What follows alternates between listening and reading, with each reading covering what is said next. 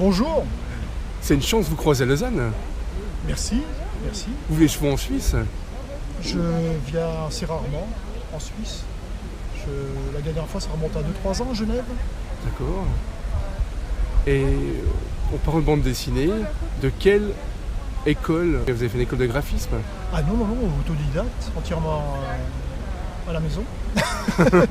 Non, j'ai poursuivi un cursus tout à fait normal de collégial lycéen de base, jusqu'au bac, donc français, bac, que je n'ai pas passé d'ailleurs. J'ai arrêté 6 mois avant, et ce que je ne conseille d'ailleurs aucun élève, mais j'étais tellement taraudé par l'envie de faire de la bande dessinée que je m'y suis mis à plein temps, et j'ai tout appris en ouvrant les bandes dessinées de nos grands maîtres. Et justement, en parlant de grand maître, il y a une grande série dont vous êtes le papa, qui est Jérôme Bloch. Comment est né Jérôme Bloch? Parce qu'on dit Jérôme Bloch, on dit Jérôme K. On dit Jérôme K, Jérôme Bloch, Jérôme K, Jérôme Bloch. Son nom entier, Ouais. c'est Jérôme K, Jérôme Bloch. D'accord. Et comment est né en fait Jérôme? Comment il est né? J'avais fait pas mal de choses auparavant, dans un style plus humoristique. Il est né de mon envie de raconter des histoires au quotidien, avec les gens qui m'entouraient, et dans les décors que je connais. Et donc le métier de détective privé s'est imposé très rapidement, parce que c'est finalement fourre-tout. Ça veut rien dire détective privé, ça. Maintenant il y a quelques diplômes et tout, mais enfin bref, on peut s'instituer détective privé, je pense, comme ça, en tout cas à l'époque. Bon, on lui fait suivre quand même avec mon scénario, avec Mathieu à l'époque, avec qui on a créé la série. On lui a fait suivre des cours du soir, il est devenu détective privé, et il a commencé à avoir une petite clientèle, quoi. Et en même temps, il est un peu comme Colombo, il a l'imperméable. Alors, l'imperméable et le chapeau mou, ça me semblait évident. C'était dans mon esprit l'uniforme de détective privé tel qu'on devait la poser. Parce que Humphrey Bogart, dans les films noirs des années 40, Robert Mitchum, ils portaient un impair et un chapeau mou. D'ailleurs, dans les films, il pleuvait pas mal aussi, Ouais. d'où l'impair. La différence, c'est qu'il buvait les whisky cul sec, et Jérôme, lui, quand il boit un truc plus fort que de l'eau avec du citron, ça le fait tousser, quoi. Et en même temps, c'est un détective qui est un peu écolo, parce qu'il a un Solex, au lieu d'avoir des grosses voitures comme on... Oui, enfin, un Solex, ça brûle quand même de l'essence, hein, Oui, oui. et avec un 4% d'huile, donc ça crache un peu de fumée quand même. S'il était vraiment écolo, il serait comme son auteur, il se promènerait à vélo. à vélo. Mais à vélo, ça manquait peut-être un peu de pittoresque, donc quand je dis à l'époque, à chaque fois que je dis à l'époque, ça remonte à 35 ans. Ouais. Et il y a 35 ans, le Solex, c'était quand même quelque chose de très désuet, pour ne pas dire un peu ridicule. Maintenant, c'est revenu un peu à la mode. Ah, c'est du collectionneur. Ouais. Ah oui, maintenant c'est très vintage, mais à l'époque c'était quand même... c'était remisé dans les garages, quoi. On n'en sortait pas, on les sortait assez peu. Et donc du coup, c'était l'objet idéal pour le caractériser. Voilà, donc il n'a pas son permis, il roule en Solex. Et là, vous écrivez vos histoires, donc comment est-ce que vous travaillez? C'est-à-dire que vous écrivez d'abord vos histoires ou vous les dessinez en même temps? Ah non, j'écris entièrement le scénario avant. Ouais. Et c'est ce qui me prend, ça me prend 4 mois pour écrire un scénario. Donc vous écrivez comme un écrivain et après vous retransmettez. Oui, tout à fait.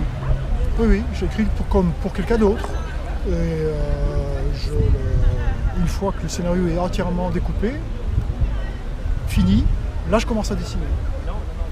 Et comment est-ce que vous travaillez là? Vous dites que vous allez beaucoup sur place, donc vous prenez beaucoup de photos, comment vous le faites voyager? Mais je fais comme pour un film, je fais des repérages. Ouais. Et donc la prochaine histoire se passe par exemple près de chez moi, comme ça il y a moins de déplacements, c'est un petit tournage, un petit budget, ce qui me permet, donc ça se passe près de Dunkerque, de me rendre très facilement sur les lieux et de faire tous les repérages dont j'ai besoin. Donc beaucoup de photos, oui, beaucoup de photos. Donc par exemple, il y a une messe, il y a une sortie d'église, il y a donc un marché qui se passe le lundi à Bergue, donc je vais le lundi à Bergue au marché. Je choisis d'y aller pendant la saison où ça se passe, c'est-à-dire en hiver, parce qu'évidemment la végétation n'est pas la même, les décors ne sont pas les mêmes. J'ai donc fait tout mon lot de photos cet hiver. Et c'est déjà le 25e album. Le 25e est sorti, et là je suis sur le 26e, c'est ça, oui, j'ai du mal à suivre aussi. Oui, effectivement, 25e, oui. Donc vous dessinez beaucoup, parce que c'est vrai que c'est impressionnant, déjà 25e album. Sur 35 ans.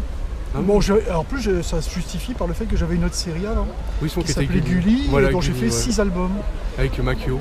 Avec Makio. Voilà. Oui, et c'est un autre style dessin, et c'est en même temps génial, parce que c'est vrai que pour ceux qui suivaient sur Gulli, d'un seul coup de trouver un graphisme faisant comme Jérôme, c'est impressionnant, parce que c'était beaucoup plus Néron avec Gulli. Oui. Et c'est vrai que c'est super de voir les deux. Oui, j'avais 2 vitesses dans mon cerveau, semble-t-il. J'étais capable de... je dessinais donc comique avec de gros nez pour Gulli, et plutôt tendance réaliste avec Jérôme. J'alternais. Est-ce qu'un jour on pourra penser à avoir un Gulli ou bien la série Non, parce qu'il y a eu une tentative il y a 7-8 ans pour en faire un, le 6e donc, après 20 ans d'arrêt. Et il faut reconnaître que ça n'a pas été extrêmement fructueux d'un point de vue commercial. Les lecteurs ne sont pas bousculés. C'est dommage parce que c'était une belle série. Merci. Ben oui, je trouve aussi, mais bon, qu'est-ce que vous voulez, on est obligé de se plier. C'est pas nous qui décidons, c'est le lecteur. Et finalement, c'est pas non plus une punition que de consacrer entièrement à Jérôme, qui est quand même mon petit bébé, quoi. Et c'est vrai que c'est vachement proche en fait du cinéma quand on est dans Jérôme. Moi j'ai l'impression de voir un film. Est-ce qu'on peut un jour imaginer voir Jérôme au cinéma ? Ça c'est pas de mon ressort. Ouais. Donc si vous connaissez un réalisateur, un producteur, la balle est dans votre camp, il n'y a aucun problème. Mais oui, pourquoi pas. Ou une série télé, à un moment donné, il y a eu un projet, mais il y a une vingtaine d'années de ça, qui n'a pas abouti, il n'y a pas eu de suite. Dommage. Et j'ai une question, en fait dans le dernier album, j'ai l'impression de vous reconnaître en médecin. Est-ce que c'était vous êtes dessiné ? Ça veut dire qu'on a justement le docteur Frietz. Ah oui. Et c'est la maternité, et je me suis dit, on dirait Dedier. Docteur Frietz étant un ami qui est radiologue et qui est un ami de Makio et dans la Sarthe. Et donc quand il a vu son nom dans la bande dessinée, il était sur le cul, je ne l'ai même pas mis au courant. Au départ j'ai cru que c'était vous, parce que j'ai eu la petite moustache. Mais c'est pas lui, graphiquement, c'est le nom seulement. Ouais. Par contre, en fait non. Mais je lui ai dit oui si ça vous arrange, parce que dès que je mets un personnage un peu émacié avec une moustache, on pense à moi. C'est génial. Et on m'a vu dans plusieurs de mes bandes dessinées, et c'est vrai que dès que je mets une moustache un peu fournie, donc c'est peut-être inconscient en fait. J'ai pas voulu me mettre. Mais c'est sympa, c'est un petit clin d'œil. Pourquoi pas, parce que là il est quand même beaucoup plus jeune dans la bande dessinée. Il a quand même la moustache bien noire et les cheveux quand même bien noirs. Donc vous remarquerez que c'est pas le cas. Ça remonte à loin. Donc, mais effectivement, je peux très facilement faire croire que c'est moi avec une moustache comme ça. C'est gentil. Merci beaucoup. Je vous en prie. C'est super, merci. Merci.